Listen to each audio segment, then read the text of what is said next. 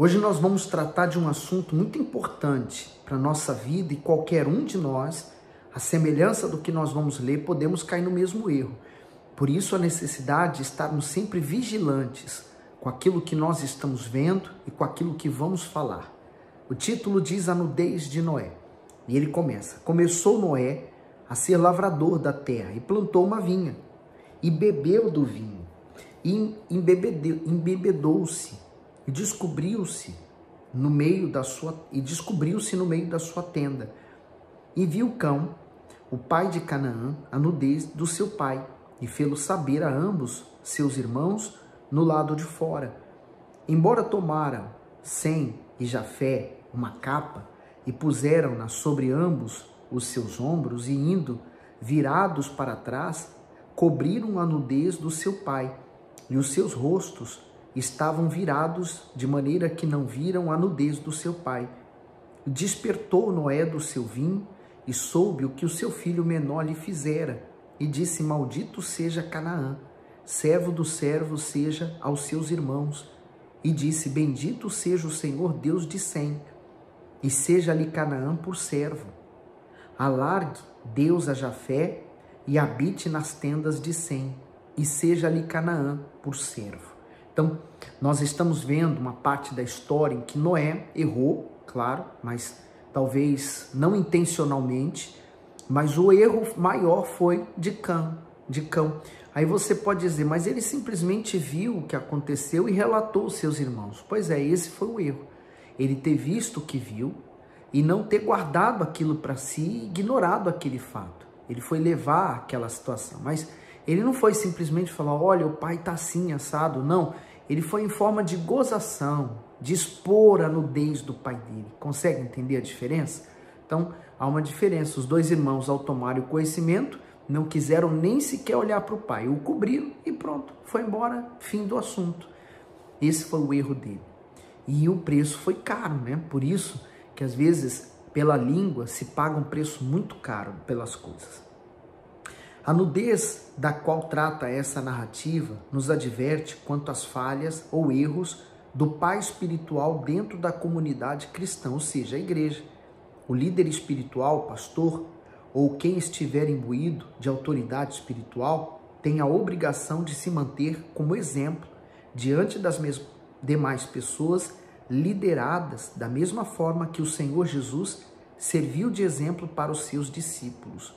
O líder espiritual da comunidade representa o próprio Senhor Jesus, e por isso mesmo todas as suas falhas, erros ou defeitos jamais devem ser expostos. Então, por isso que eu costumo dizer às pessoas: se você estiver comigo, convivendo comigo, eu vou terminar decepcionando você de alguma forma, de algum jeito, porque eu sou um ser humano cheio de falhas como qualquer outra pessoa. Mas, então qual é o diferencial? É que Deus me escolheu e me ungiu para ser um dirigente de um lugar, de uma igreja, de um povo, de uma comunidade. Então, ele me instituiu uma autoridade espiritual para estar ali sobre aquelas pessoas. Então, a importância de você ter bons olhos para com os líderes espirituais que Deus colocou na direção da sua igreja. Porque o que é importante nisso tudo é que ele é um homem de Deus, dirigido por Deus para te abençoar, mas é um homem cheio de falhas. Então, qualquer um de nós, seres humanos, vamos terminar decepcionando alguém.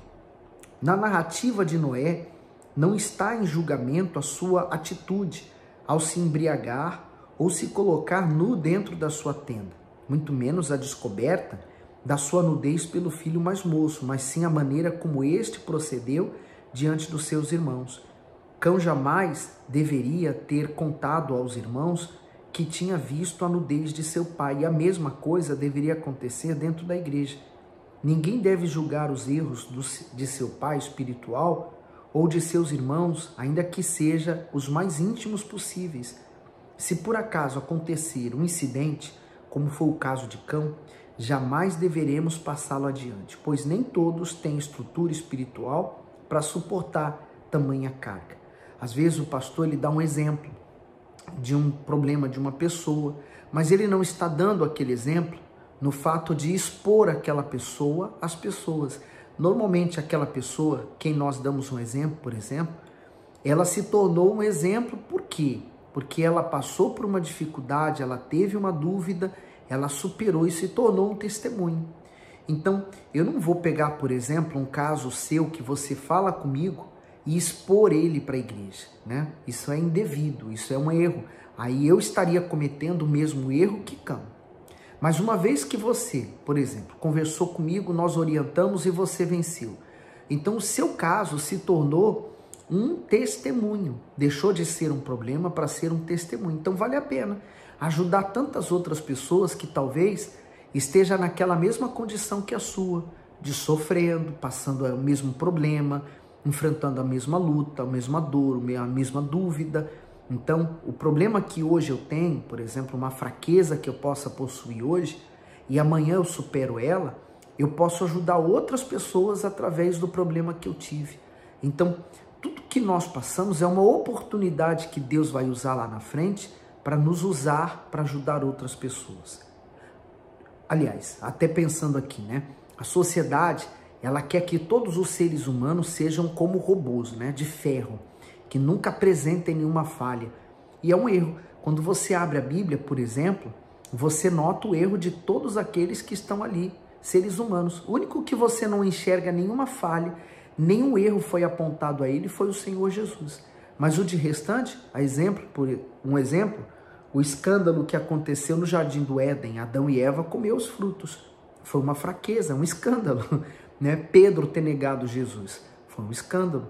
Mas está ali registrado a fraqueza dele, mas também depois, quando ele se fortaleceu, ele se tornou um apóstolo firme e forte e ele guiou a igreja do Senhor Jesus. Então, está aí para que você entenda que o problema, a fraqueza, a falha que você tem hoje, não é uma questão de você querer se esconder ou nem falar com o pastor, porque senão aí o pastor vai usar o meu exemplo para com os outros. O seu exemplo pode ajudar muita gente.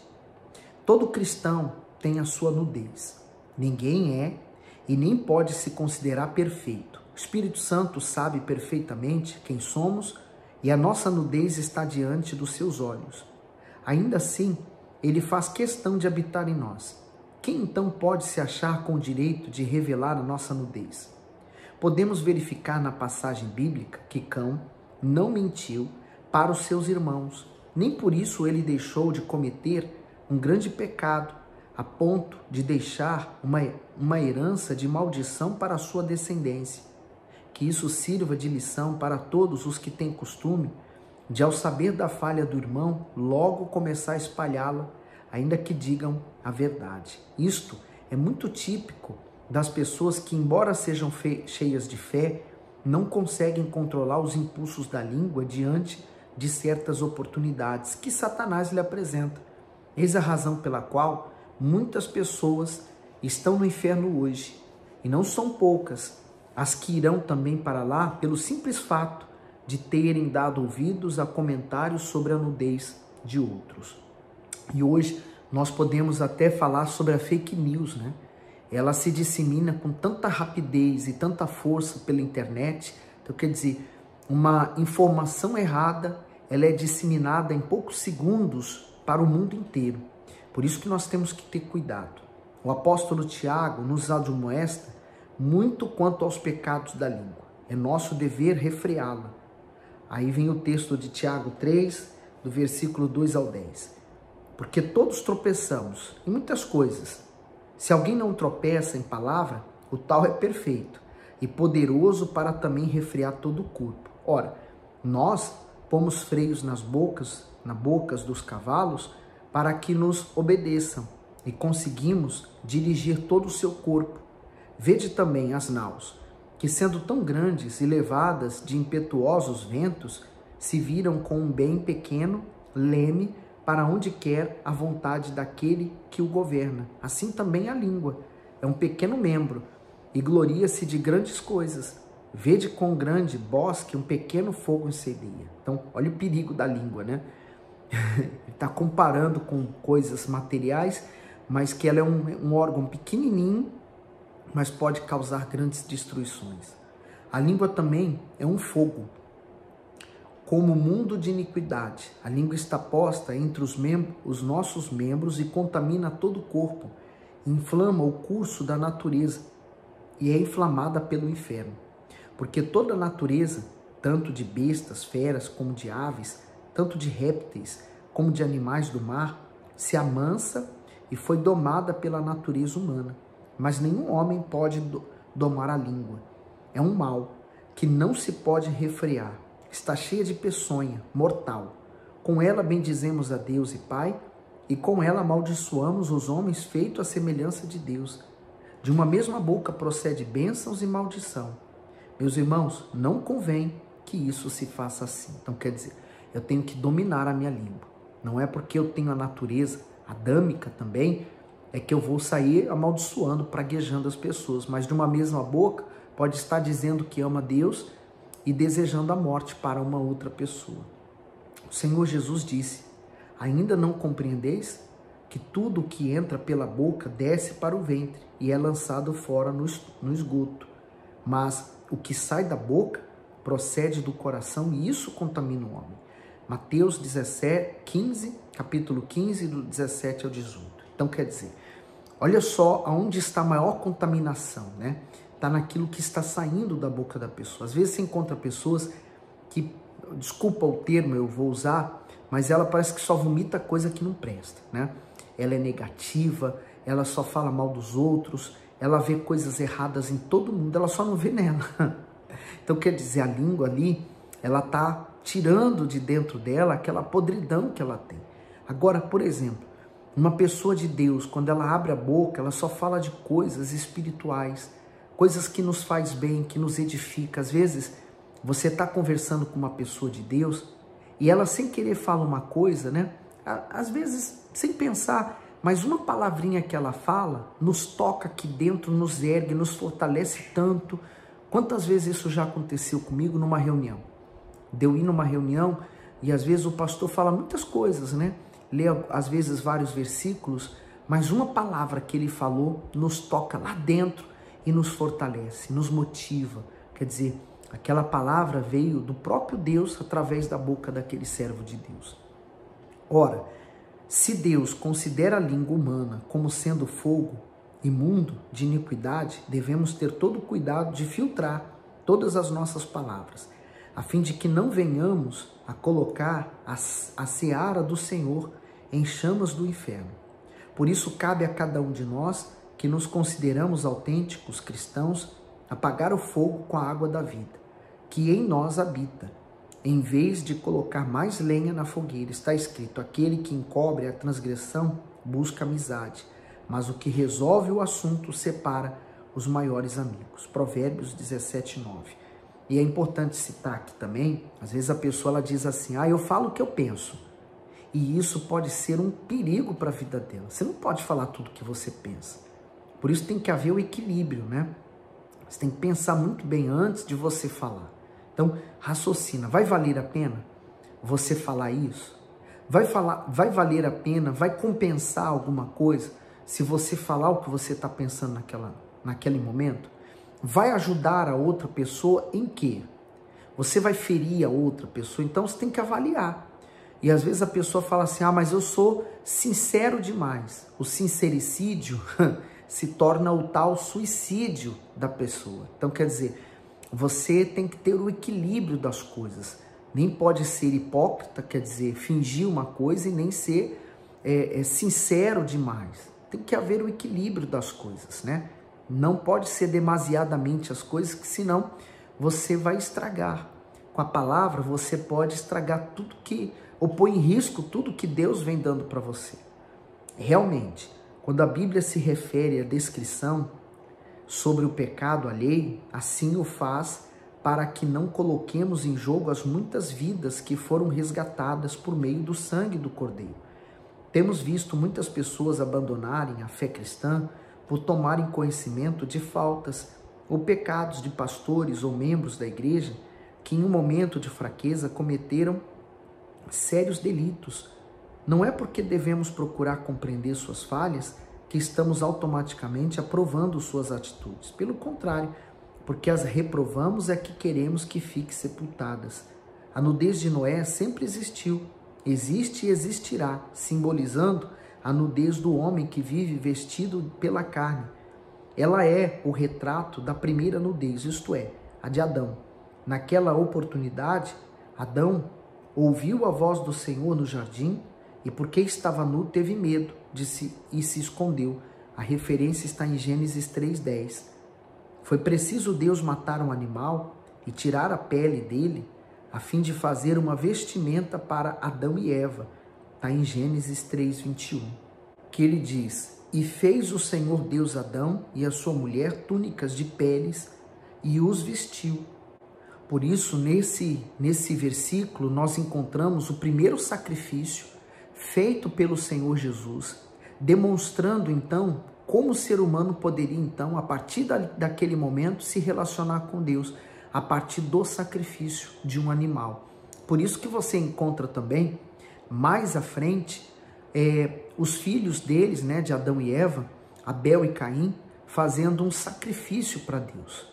O sacrifício de Abel foi aceito porque ele ofereceu as primícias do seu rebanho e uma melhor oferta em relação a Caim, que pegou qualquer fruto que achou pela frente, meteu dentro do cesto e levou para apresentar a Deus. Quer dizer, eles poderiam ter apresentado, diante do que eles tinham, o melhor, mas Abel apresentou realmente o melhor, Caim apresentou qualquer coisa. Então, quer dizer, o sacrifício é o meio que nós temos para nos aproximar de Deus. Hoje, nossa nudez está coberta com o sangue do Cordeiro de Deus, ou seja, o Senhor Jesus Cristo. Aleluia! Não precisamos ter medo, muito menos nos esconder. O único interessado em desvendar a nossa nudez e assim nos envergonhar diante de Deus e do mundo é o próprio Satanás. Por isso devemos unir forças e procurar encobrir as faltas dos nossos semelhantes, em especial dos nossos irmãos de fé, para que o diabo não consiga vitória alguma através dos seguidores do Senhor Jesus Cristo.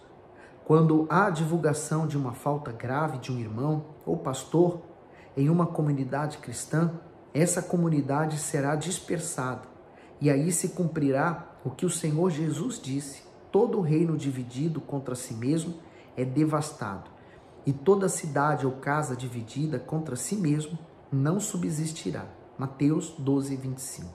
Eu tenho que levar em consideração toda a palavra de Deus. O Senhor Jesus falou que é inevitável que haja escândalos. Então, em qualquer igreja, em qualquer instituição, vai haver escândalos. Naturalmente, onde há seres humanos, vai haver falhas.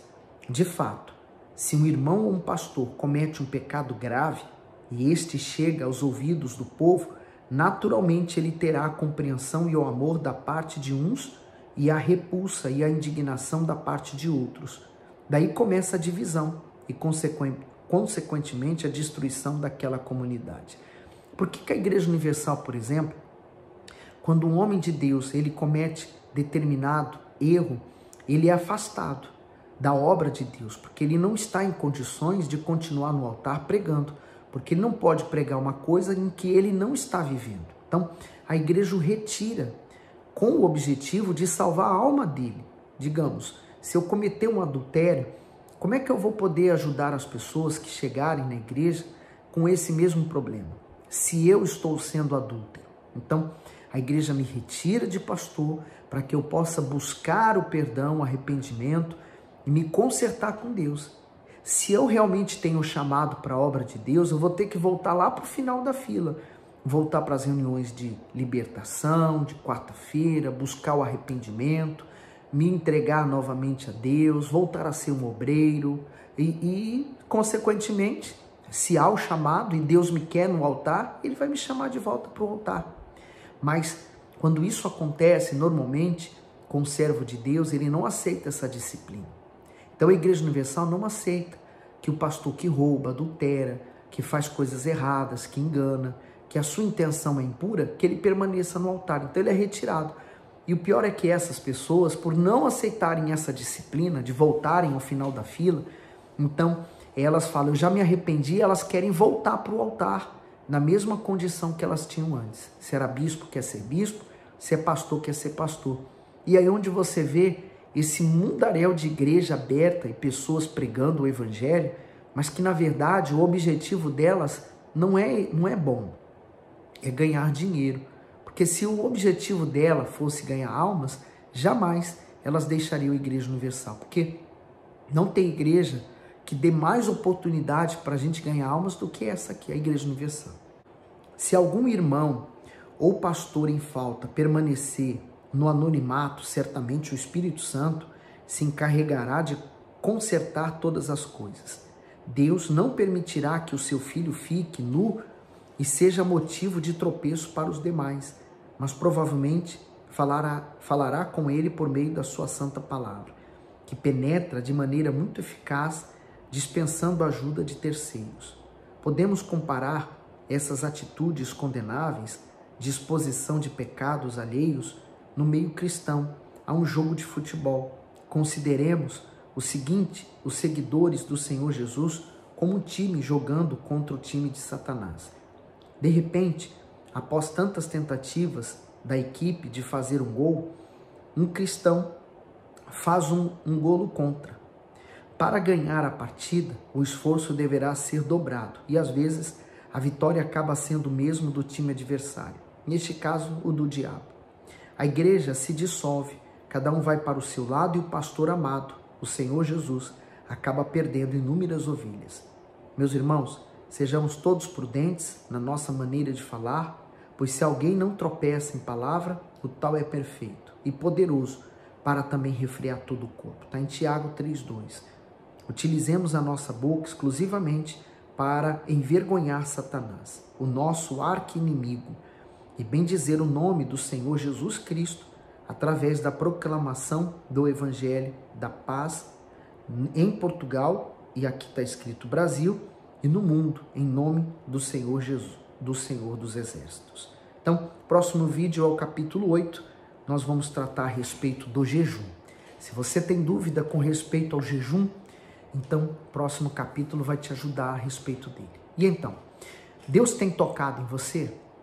Até aqui, o que você tem aprendido? Às vezes a gente encontra uma dificuldade, uma resistência nas pessoas em escrever, mas é simples. Você às vezes põe tanto comentário na página dos outros, comenta aqui também. O que Deus tem falado com você? O que Deus tocou em você? Talvez o que você vai dizer vai ajudar muitas outras pessoas. Pode ter certeza disso. Fique bem, fique com Deus. Até o próximo vídeo.